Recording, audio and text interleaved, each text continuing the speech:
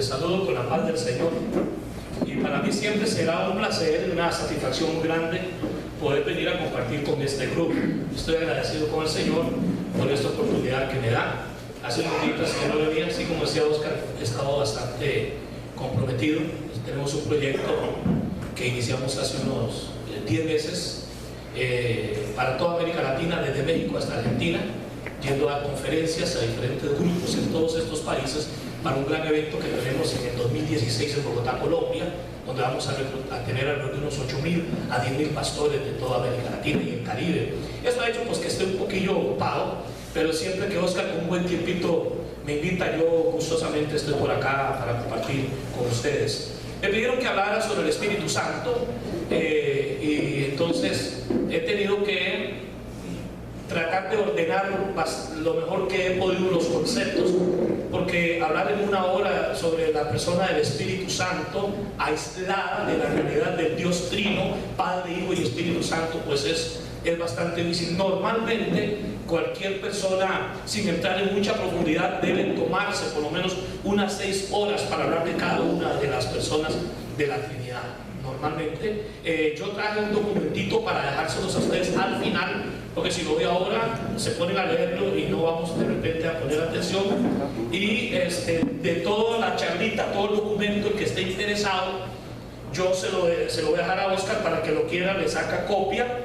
Puedo enviarlo en digital, pero hace poco tuvimos una experiencia en México.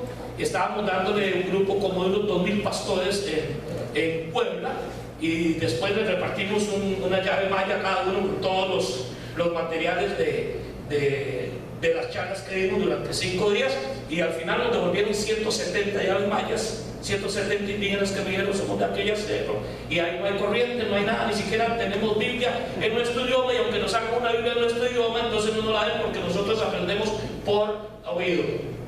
Hay que agarrar cualquier cosa, Biblia, lo que sea, transmitirla, grabarla con historia, y es así como ellos reciben la enseñanza. Entonces, pues yo creo que nunca dejaremos de usar el papel.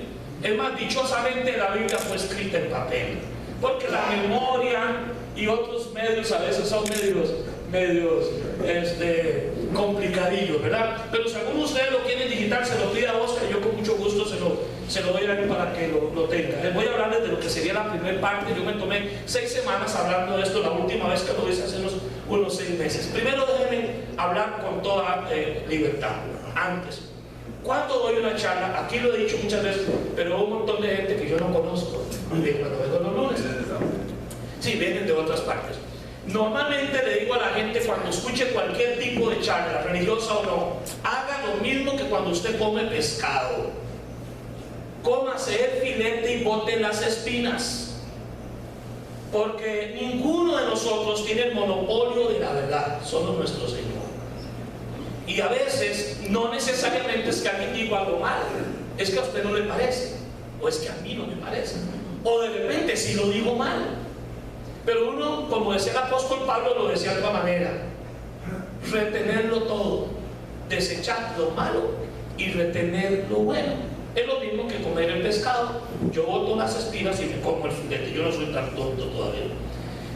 Voy a tratar, porque tengo que acomodarme, porque aquí hay muchos sectores de pensamiento teológico, católicos, evangélicos y no sé qué otro más. Pero a propósito del Espíritu Santo, de las 3 personas de la Santísima Trinidad, es la que menos se entiende, por razones que voy a tratar de explicar ahora. Y sobre todo en la época que estamos viviendo, que en algún sector del cristianismo, el neopentecostalismo, para decirlo de alguna manera, o el movimiento carismático en lo que es la Iglesia Católica, han hecho que al Espíritu Santo, o se le aíslen en algunas partes, y estos 2 grupos que antes le dije, le den al Espíritu Santo unas características como si él fuera un Dios más. Entonces me veo obligado, le comenté a Oscar, esto es lo que me parece que debo hacer al principio, y es la hojita que les voy a regalar al final, hacer una pequeña explicación de uno de los misterios de la Biblia, y subrayo misterios, porque todavía sigue siendo un misterio. Explicar el misterio de la Santísima Trinidad y tratar de decir que lo entiendo, lo comprendo 100%, y que así lo puedo explicar, es una arrogancia. porque las cosas reveladas le pertenecen a los hombres y los misterios pertenecen a Dios. Pero como me he obligado a decirles, para quienes no me conocen, recientemente cumplí 34 años de ser pastor de la comunidad cristiana Lirio de los Valles. Solo he sido pastor ahí desde el primer día. Empezamos con una célula, 3 personas en una casa, y hoy hemos crecido y Dios nos ha permitido en otros países tener algún tipo de expresión de nuestra iglesia y de nuestro movimiento. Además de que nos toca, por la gracia de Dios, no me pregunten por qué, porque yo mismo no lo puedo explicar, estamos dándole mentoría a algunos miles de pastores en toda América Latina, tratando de animar a mucha gente y a muchas partes donde mucha gente no quiere ir, donde no llega. El otro día me dijo fulano, ya ahorita debe venir Jesucristo, porque cómo se predica el evangelio por televisión y por los satélites, sí, pero una tercera parte de nuestra humanidad no tiene ni siquiera corriente. Como que todavía tenemos que seguir yendo a estos sitios a hablar a la gente de una manera personal. Hago esta pequeña explicación porque mi experiencia con el Espíritu Santo fue muy extraordinaria y me tocó en los primeros días de mi conversión al Señor. Yo nací en un hogar disfuncional, donde todos los días había pleito y 2 veces a la semana tenía que llegar a la policía por mi tata.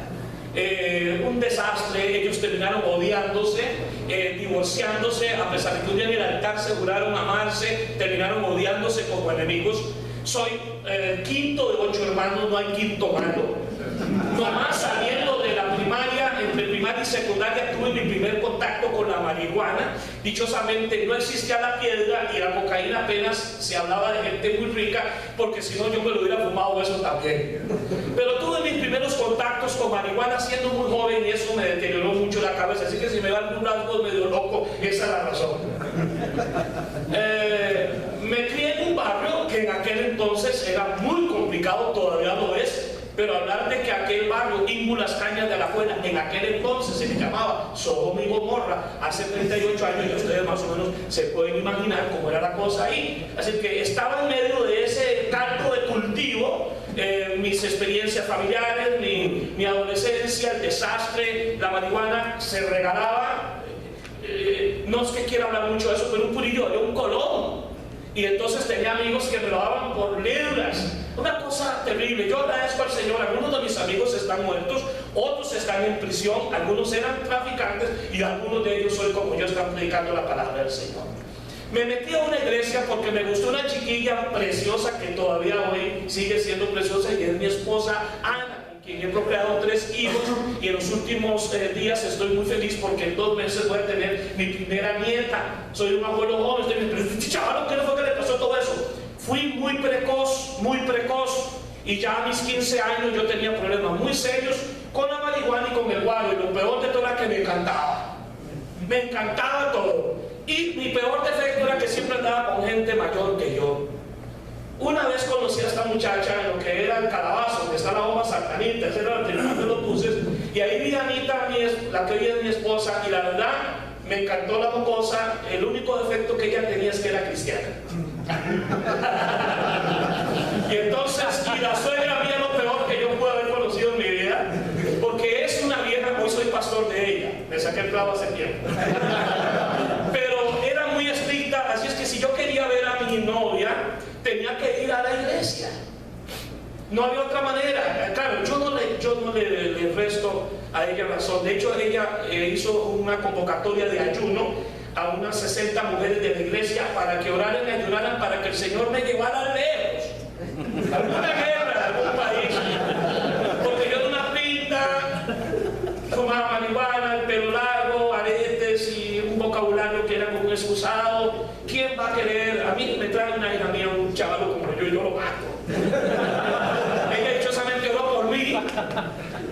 Pero después de cierto rato, el Espíritu Santo en una reunión les puso en el corazón, a través de una viejita Rosario que ya está en el Señor: ¿por qué estamos orando para que Dios desaparezca ese muchacho?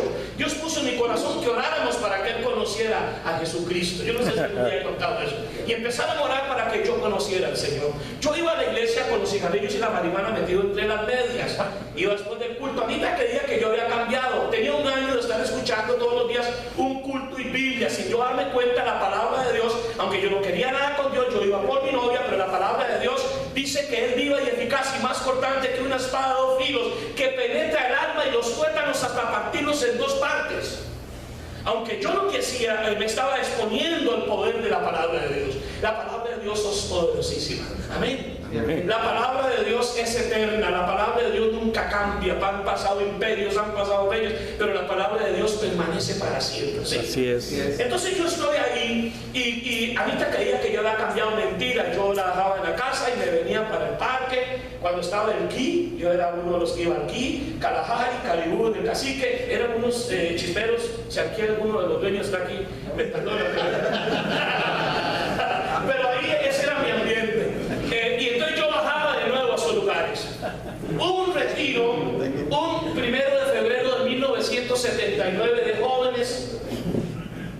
Y yo fui a ese retiro, nunca se me olvida, la viejita Rosario, esta fue de bendición para mi vida, porque yo no quería ir a ese retiro, pero me presionaba mucho. Ay, Dios lo va a tocar. Es un retiro para que el Espíritu Santo toque a los muchachos. Ellos creían que yo era cristiano, yo no cristiano nada. No confundamos que porque estamos metidos en una iglesia somos cristianos. Las sillas en nuestro templo no salen de la iglesia y no son cristianas. Y yo estaba metido ahí en la iglesia, estaba ahí metido, y entonces puse una buena excusa. Costaba 300 colones el retiro, pero hace 37 años, 3 de ellas era platilla. Era platilla. Y he ganado 150 colones por semana, 3 de ellas eran platilla. Yo no voy a ir a ese retiro. ¿Por qué? Porque no tengo plata. Mentira, yo me robaba algo. Si yo tenía plata, me robaba algo. Y viene la vieja Rosero y me dice, yo se los pago. Y entonces fui por compromiso y la vieja, yo llevaba, porque era ya en Río de Heredia, una montaña muy linda, el campamento, en ese entonces donde estaba Don Manuel Tijerino, algo así. Y yo llevaba mi marihuanita, mis cigarros, porque esa era mi intención. Don Manuel Tijerino. Cuando yo estoy ahí, la primera noche, ya yo no soporto esta aleluyadera. Repito, estando yo ahí, yo estoy viendo a ver como a las 5:30 voy a comerme gallina y bajo, aunque sea caminando, yo aquí no me quedo. Y nomás empezando estabas aquí, hay que quedarse 3 días más. Y entonces, en lo que yo estoy haciendo fila, hay un grupo de muchachos orando con mucho fervor. En la época de los 70, finales de los 70 y principios de la década de los 80 en Costa Rica, y muy puntualmente en Alajuela, hubo lo que se llamó un avivamiento muy extraordinario. Yo nunca he visto un avivamiento. Hoy se califica de avivamiento 4 o 5 hijos pegando gritos, brincos, pegando contra las paredes y diciendo cosas. No estoy necesariamente juzgando eso, pero el avivamiento va más allá de lo escalofriante, va más allá de experiencias de epidermis, va más allá que emocionalismos. El avivamiento es un movimiento que trae vida, que pone a las personas con un fervor a testificar, a buscar del Señor, a conocer del Señor y a compartir con otros lo que Dios ha hecho en sus vidas. Eso es avivamiento. Porque si no, lo demás puede ser emocionalismo, y necesitamos pedirle al Señor que ponga en nosotros esa pasión. El hermano oraba, esa pasión, ese toque, para que yo pueda con fervor y de nuevo hablar de las maravillas del Señor a otras personas. Cuando yo vi ese grupo de muchachos orando de esa manera, una de ellas, no me pregunten que les explique, todavía no lo entiendo cómo funciona eso, solamente les voy a decir esto. De pronto esa muchacha empezó a hablar en un idioma muy raro. Cuando yo vi aquello, el pisuicas que yo tenía por dentro,